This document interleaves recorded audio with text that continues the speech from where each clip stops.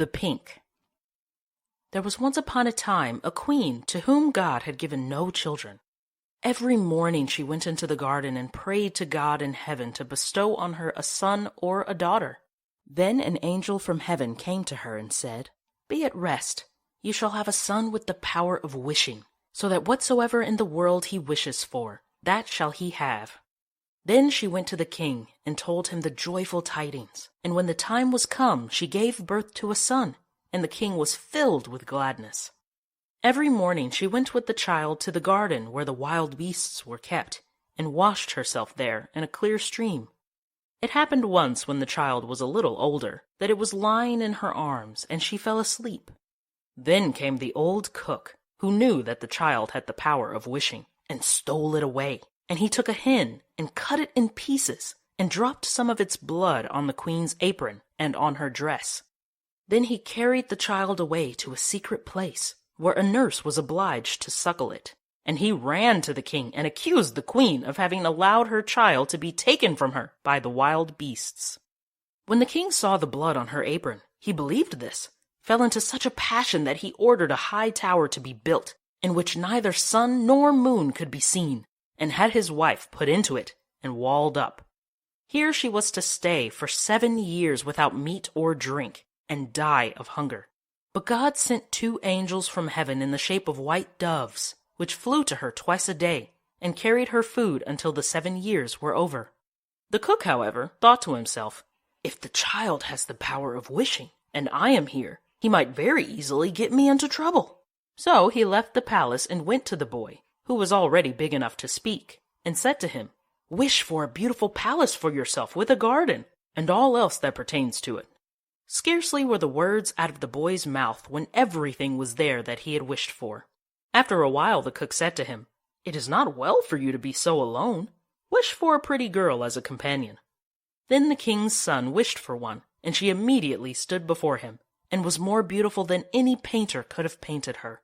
The 2 played together, and loved each other with all their hearts, and the old cook went out hunting like a nobleman. The thought occurred to him, however, that the king's son might some day wish to be with his father, and thus bring him into great peril. So he went out and took the maiden aside and said, "Tonight, when the boy is asleep, go to his bed and plunge this knife into his heart, and bring me his heart and tongue. And if you do not do it, you shall lose your life." Thereupon he went away. And when he returned next day, she had not done it, and said, "Why should I shed the blood of an innocent boy who has never harmed anyone?" The cook once more said, "If you do not do it, it shall cost you your own life." When he had gone away, she had a little hind brought to her, and ordered her to be killed, and took her heart and tongue, and laid them on a plate. And when she saw the old man coming, she said to the boy, "Lie down in your bed, and draw the clothes over you." Then the wicked wretch came in and said, "Where are the boy's heart and tongue?" The girl reached the plate to him, but the king's son threw off the quilt and said, "You old sinner! Why did you want to kill me? Now I will pronounce thy sentence. You shall become a black poodle, and have a gold collar round your neck, and shall eat burning coals, till the flames burst forth from your throat." And when he had spoken these words, the old man was changed into a poodle dog, and had a gold collar round his neck. And the cooks were ordered to bring some live coals, and these he ate, until the flames broke forth from his throat. The king's son remained there a short while longer, and he thought of his mother, and wondered if she were still alive. At length he said to the maiden, "I will go home to my own country. If you will go with me, I will provide for you." "Ah," she replied, "the way is so long, and what shall I do in a strange land where I am unknown?" As she did not seem willing, and as they could not be parted from each other, he wished that she might be changed into a beautiful pink, and took her with him. Then he went away to his own country, and the poodle had to run after him. He went to the tower in which his mother was confined, and as it was so high, he wished for a ladder which would reach up to the very top. Then he mounted up and looked inside and cried, "Beloved mother, Lady Queen, are you still alive, or are you dead?" She answered, "I have just eaten, and am still satisfied," for she thought the angels were there. Said he, "I am your dear son, whom the wild beasts were said to have torn from your arms, but I am alive still, and will soon set you free." Then he descended again, and went to his father, and caused himself to be announced as a strange huntsman, and asked if he could offer him service. The king said yes, if he was skillful and could get game for him, he should come to him, but that deer had never taken up their quarters in any part of the district or country. Then the huntsman promised to procure as much game for him as he could possibly use at the royal table. So he summoned all the huntsmen together, and bade them go out into the forest with him. And he went with them and made them form a great circle, open at one end where he stationed himself, and began to wish. 200 deer and more came running inside the circle at once, and the huntsman shot them. Then they were all placed on 60 country carts, and driven home to the king, and for once he was able to deck his table with game, after having had none at all for years.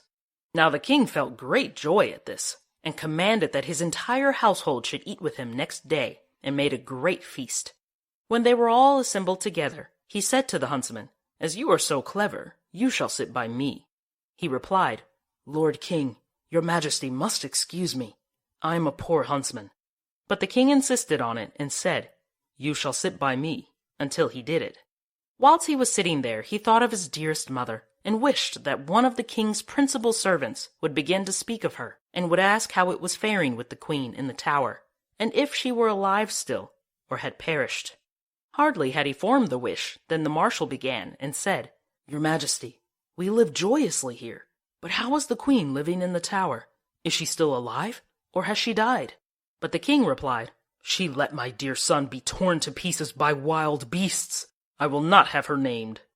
Then the huntsman arose and said, "Gracious Lord Father, she is alive still, and I am her son, and I was not carried away by wild beasts, but by that wretch, the old cook, who tore me from her arms when she was asleep, and sprinkled her apron with the blood of a chicken."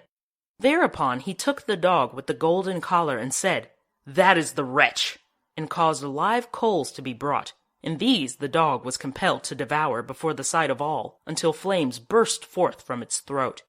On this the huntsman asked the king if he would like to see the dog in his true shape, and wished him back into the form of the cook, in which he stood immediately, with his white apron and his knife by his side. When the king saw him, he fell into a passion, and ordered him to be cast into the deepest dungeon. Then the huntsman spoke further, and said, "Father, will you see the maiden who brought me up so tenderly, who was afterwards to murder me, but did not do it, though her own life depended on it?" The king replied, "Yes, I would like to see her." The son said, "Most gracious father, I will show her to you in the form of a beautiful flower." And he thrust his hand into his pocket and brought forth the pink, and placed it on the royal table, and it was so beautiful that the king had never seen one to equal it. Then the son said, "Now will I show her to you in her own form," and wished that she might become a maiden, and she stood there looking so beautiful that no painter could have made her look more so. And the king sent 2 waiting maids and 2 attendants into the tower to fetch the queen and bring her to the royal table. But when she was led in, she ate nothing, and said, "The gracious and merciful God who has supported me in the tower will soon set me free." She lived 3 days more, and then died happily. And when she was buried, the 2 white doves, which had brought her food to the tower, and were angels of heaven, followed her body and seated themselves on her grave. The aged king ordered the cook to be torn in 4 pieces, but grief consumed the king's own heart, and he soon died. His son married the beautiful maiden whom he had brought with him as a flower in his pocket, and whether they are still alive or not is known to God.